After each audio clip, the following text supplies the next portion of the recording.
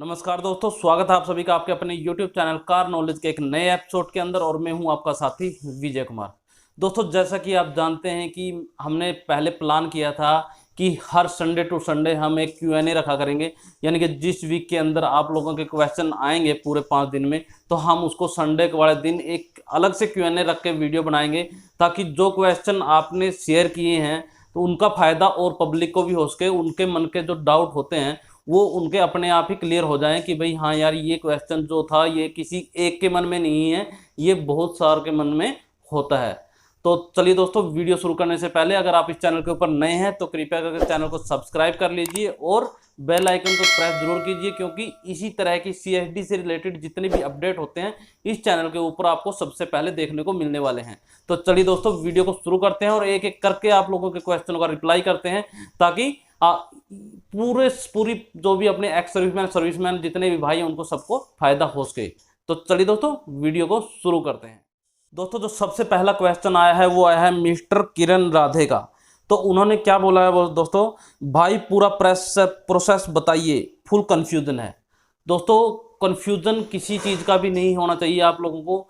मेरे इस चैनल के ऊपर आप प्लेलिस्ट सेक्शन के अंदर जब जाएंगे तो वहाँ पर कम से कम भी 4-5 वीडियो ऐसी मिलेंगी जिनको आपको थोरोली पूरा देखना है। स्किप करके मत देखना दोस्तों, स्किप करने से आपको कुछ भी बेनिफिट नहीं होगा, क्योंकि उसके अंदर on ground reality based situation की भी आपके साथ क्या क्या होने वाला है जब आप कार खरीदने जाते हो या कार का रजिस्ट्रेशन कराने जाते हो। ग्राउंड लेवल डॉक्यूमेंटेशन का पढ़ के नहीं बताया गया उसमें कि भाई मैंने आप ये एप्लीकेशन ले लेना, ये एप्लीकेशन नहीं। जो ऑन ग्राउंड आपको करना है एक्शन, उस चीज़ के बारे में बताया गया है। तो इसलिए सबसे पहले कार खरीदने से पहले उस प्लेलिस्ट को एक बार पूरा चेक कर लेना, क्योंकि उसके अंदर बहुत सारी इंफॉर्मेशन आपको मिलने वाली है।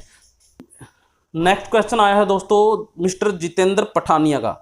तो वो क्या बोलते हैं सर कि CSD base price, RTGS amount, all companies dealer बहुत कुछ ऐड करते हैं, insurance plus RTO plus extra, RS 1,25,000 approx ज़्यादा लेते हैं, कितनी पेमेंट करनी होती है RTGS अमाउंट के अलावा, प्लीज़ सजेस्ट। दोस्तों, RTGS अमाउंट यानी कि CSD के अंदर आप जो पेमेंट करते हैं उसके अलावा आपको RTO चार्ज और आपको इंश्योरेंस, ये तो मैंडेटरी होता ही है, यानी कि आपको करवाना ही होता है। RTO चार्ज भी आप अगर मान के चलिए कि भाई अपने घर पे, यानी कि अगर आप डीलर से टेम्परेरी रजिस्ट्रेशन करते हैं तो RTO चार्ज भी आप अपने जो नेटिव प्लेस में अगर रजिस्ट्रेशन करवाना चाहते हैं गाड़ी का तो वहां पर पेमेंट कर सकते हैं। RTO चार्ज की dealer only 2000 rupees temporary charge के लेता है, उसकी भी आपको जरूरत नहीं है, वो आप अपने आप कर सकते हैं। इंश्योरेंस का भी आप खुद से अपनी गाड़ी का इंश्योरेंस कर सकते हैं। डीलर से अगर लेते हो तो वो भी ले सकते हैं, लेकिन आप खुद से भी ये चीज़ें, दोनों चीज़ें कर सकते हैं। इसके अलावा दोस्तों जो चार्जेज होते हैं, एक MCD चार्जेज यानी कि पार्किंग चार्जेज लेते हैं। कोई कोई डीलर, कोई कोई कंपनी ले लेती है उनको, कोई कोई कंपनी नहीं लेती। हो सकता है आप कितने अच्छे बायर हैं तो आप उसको बार्गेन करके उसको थोड़ा कम करवा सकते हैं। उसके अलावा दोस्तों फास्टैग का है, जो आपके लिए मैंडेटरी हो चुका है, अभी डीलर से आपको लेना ही होगा। आप फास्टैग अपने बाहर से भी लगवा सकते हैं, ऐसी कोई जरूरी नहीं।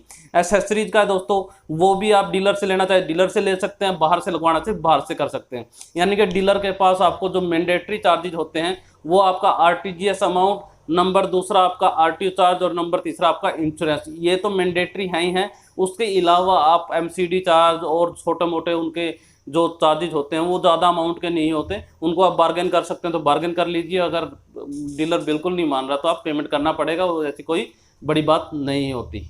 इसके बाद दोस्तों जो नेक्स्ट क्वेश्चन आया है वो आया है जितेंद्र कुमार का। तो वो बोलते हैं, भाई जी एक लिस्ट अलग से बनाइए जिसमें केवल हवलदार रैंक तक के सैनिक ले सकते हों, सभी कंपनी का, बहुत काम की लिस्ट होगी।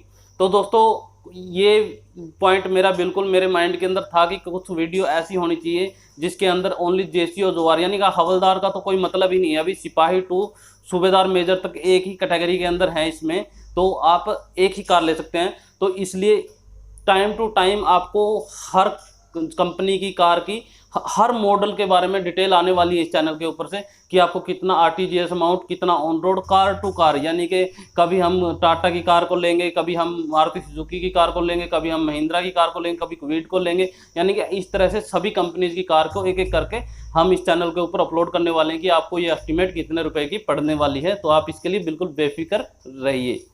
इसके बाद दोस्तों जो नेक्स्ट कमेंट आया है वो आया है मिस्टर प्रदीप कुमार का। उन्होंने क्या लिखा है, भाई जी फॉर्म 34 क्यों चाहिए होता है? मैंने लोन पे कार ली है तो क्या मुझे इसकी ज़रूरत पड़ेगी और कहाँ से मिलेगा, प्लीज़ रिप्लाई। तो दोस्तों फॉर्म 34 क्या होता है, जब हम कार का फाइनेंस करवाते हैं तो उसके अंदर जो आपकी कार की रजिस्ट्रेशन सर्टिफिकेट होता है उसके ऊपर एक यानी कि बैंक का नाम लिखा होता है कि जहाँ से आपने उस कार का फाइनेंस करवाया है।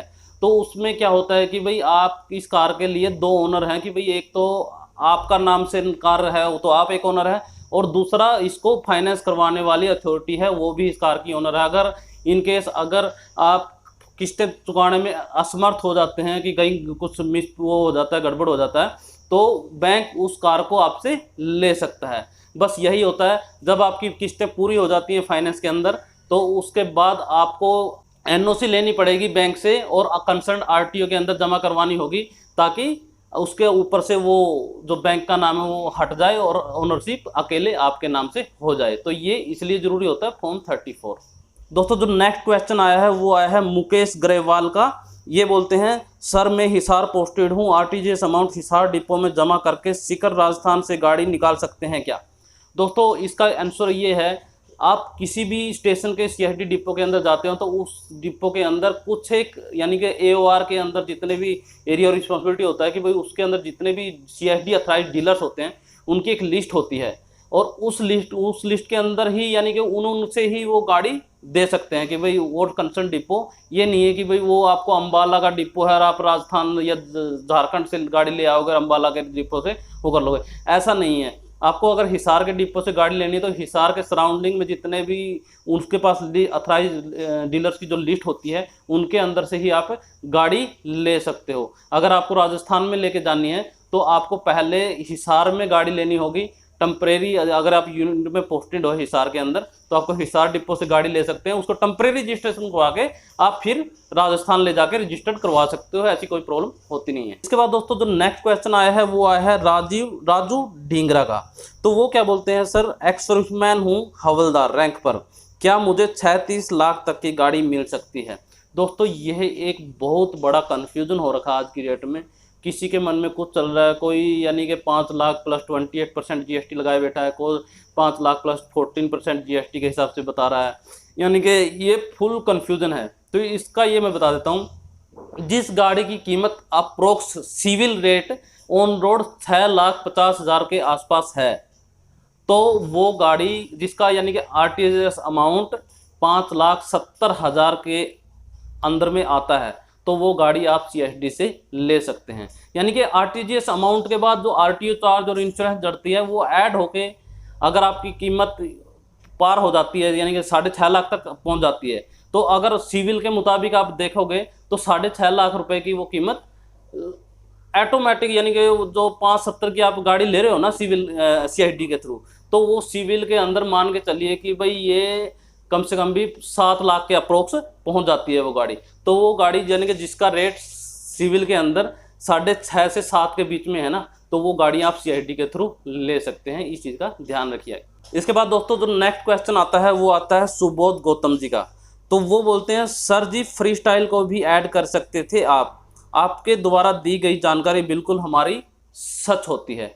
दोस्तों ये आप सबका प्यार है, सिर्फ मैंने जो ग्राउंड के अंदर रियलिटी फेस की थी बस मैं वो एक्सपीरियंस शेयर करता हूँ आप लोगों के सामने।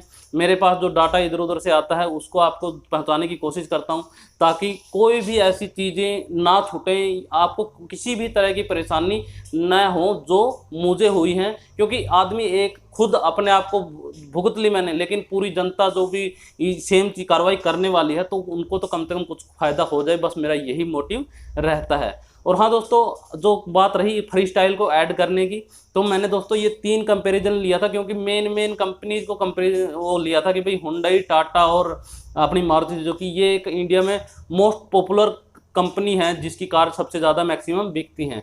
तो और कंपैरिजन इस तरह के वीडियोज आती रहेंगी, तो आप चैनल के ऊपर बने रहे और टाइम टू टाइम आपको इस टाइप की वीडियो देखने को मिलने वाली है। नेक्स्ट क्वेश्चन आया है दोस्तों, वो आया है राकेश कुमार का। वो क्या कहते हैं, क्या हम गाड़ी एक्सचेंज करा सकते हैं तो कितने टाइम बाद? दोस्तों जब आप CSD से कोई भी कार लेते हैं तो एक इंडेंट फॉर्म भरते हैं, उसके अंदर एक क्लियरली मेंशन होता है 3 या 4 पॉइंट के अंदर, जिसके अंदर लिखा होता है कि भाई आप इस कार को पर्सनल यूज़ के लिए ले रहे हैं और 4 यानी कि 4 साल तक आप इसको रीसेल नहीं कर सकते। तो बस 4 साल के बाद आप इसको रीसेल कर सकते हैं, कोई ऐसी बड़ी प्रॉब्लम नहीं होती। लेकिन 4 साल तक दोस्तों कोई भी आप CSD से व्हीकल लेते हैं तो वो ट्रांसफ़र नहीं होगा, यानी कि किसी के नाम, वो आप एफिडेविट पे या परिवार में इधर उधर हो सकता है, पर्सनली आपका ऐसे कर सकते हो, ट्रांसफर नहीं करवा सकते, लेकिन 4 साल बाद ही आप उसकी ओनरशिप किसी दूसरे के अंदर ट्रांसफ़र करवा सकते हैं।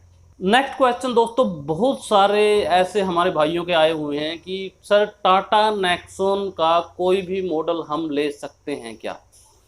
दोस्तों उसके अंदर मैंने क्लियरली पहले की जितनी भी वीडियो हैं मैंने क्लियरली बताया है कि 570 तक के RTGS अमाउंट तक की आप कोई भी कार ले सकते हैं। इसके अलावा दोस्तों जो नेक्सन के जितने भी वेरिएंट हैं वो सारे के सारे इस लिमिट से ऊपर हैं, क्योंकि जब से BS6 लॉन्च हुआ है, BS6 के बाद प्राइस इंक्रीज हो गया है, और इंक्रीज होने से क्या है, अपनी जो लिमिट है उसको पार कर गया।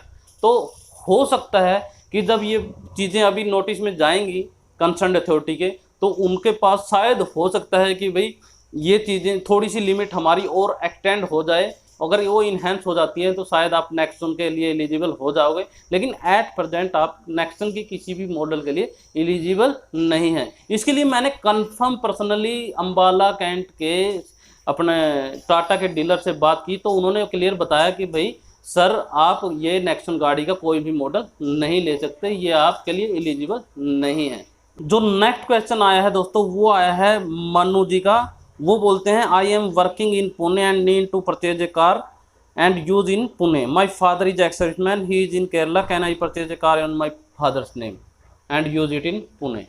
तो इसका जवाब ये है दोस्तों कि आप कार खरीद सकते हैं अपने फादर के नेम से, लेकिन वो कार रजिस्टर्ड भी आपके फादर के नेम से ही होगी। आप उसको अपने नेटिव प्लेस के अंदर रजिस्टर करवा लीजिए, यानी कि RTO को आपका एक परमानेंट एड्रेस चाहिए होगा जो आप कार का मालिक है उसके नाम से। तो आपको वो अगर केरला के अंदर आपका परमानेंट एड्रेस है तो आप केरला के अंदर उसको रजिस्टर्ड करवाइए और फिर यूज़ कर सकते हैं पुणे के अंदर। लेकिन अगर आपके फादर के नाम से पुणे के अंदर भी कोई अपना रजिस्टर्ड है कोई होम एड्रेस कि भाई हाँ उनके नाम से ये होम है, तो आप वहाँ पर भी उस गाड़ी को रजिस्टर्ड करवा सकते हैं, क्योंकि RTO को सिर्फ आपके एड्रेस प्रूफ से मतलब होता है। अभी जो न्यू अपने मोटर व्हीकल्स रूल स्टार्ट हुए हैं उसके अंदर एड्रेस प्रूफ का एक बहुत बड़ा चक्कर डाल दिया है दोस्तों, क्योंकि फ्रॉड बहुत ज़्यादा हो रहा था आधार कार्ड के बेस पे, इसलिए 2 या 3 एड्रेस प्रूफ मांगते हैं, जिसके अंदर आपका इलेक्ट्रिसिटी बिल आपके ओनर के नाम से होना चाहिए, या अगर रेंट पर रहते हैं तो पुलिस वेरिफिकेशन, NOC वगैरह बहुत सारी चीज़ें ऐसी हैं, रेंट एग्रीमेंट, जो आपको RTO के अंदर जमा करना होगा अपना रजिस्ट्रेशन करवाने के लिए। अभी जो नेक्स्ट क्वेश्चन आया है दोस्तों वो आया है आनंद श्रीवास्तव जी का। उन्होंने क्या बोला है कि क्या CSD से कार लेने के लिए फाइनेंस जिसके खाली फोर्स पर्सनल ही करा सकता है क्या?